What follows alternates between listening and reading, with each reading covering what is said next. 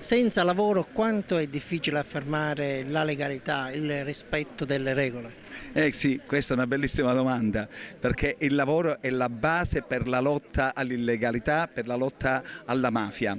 Oggi noi qua, CGIL CISL Guilli, vogliamo celebrare il 20° anniversario delle stragi di Capaci e Via D'Amelio, per dire che il sacrificio di questi grandissimi magistrati non è stato inutile. In quest'ultimo ventennio molto è stato fatto nelle scuole, le scuole sono cresciute, sono stato laboratorio di legalità, sono stato laboratorio per far acquisire una nuova cultura tra i giovani e penso che ci stiamo riuscendo.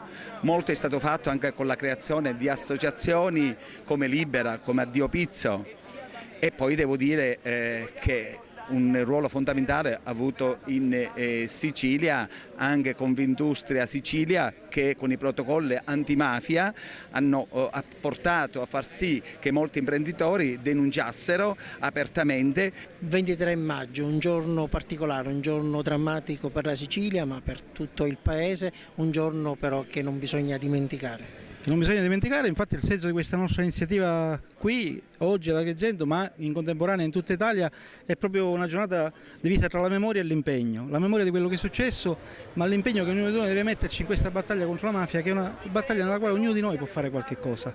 E quindi noi siamo qui appunto per ricordare quello che è avvenuto e per ricordarlo soprattutto a quelli che non hanno vissuto quei momenti drammatici per il Paese, ma anche per assumere alcuni impegni e alcune iniziative di lotta che come sindacato ancora una volta siamo chiamati a fare. In questi 20 anni, dal suo punto di vista, dal suo punto di osservazione privilegiato, è cambiato qualcosa nella lotta contro la mafia, nel rispetto, nell'affermazione del valore della legalità?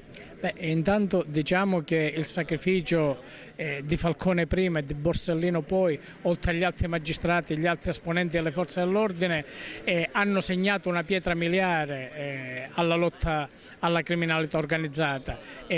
Sicuramente molti giovani sono maturati e la mentalità è cambiata, ancora c'è tanto da fare. I sindacati ci sono e la gente comune?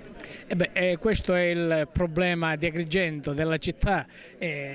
A Porta di Ponte probabilmente ci sarà tanta gente che farà tante lucubrazioni per i destini dell'universo. Noi siamo qua, noi facciamo la nostra parte, abbiamo fatto la pubblicità, abbiamo invitato tutti, dopodiché sarebbe grave se non ci fossimo neanche noi ci siamo. Oggi un pensiero vola anche all'attentato di Brindisi.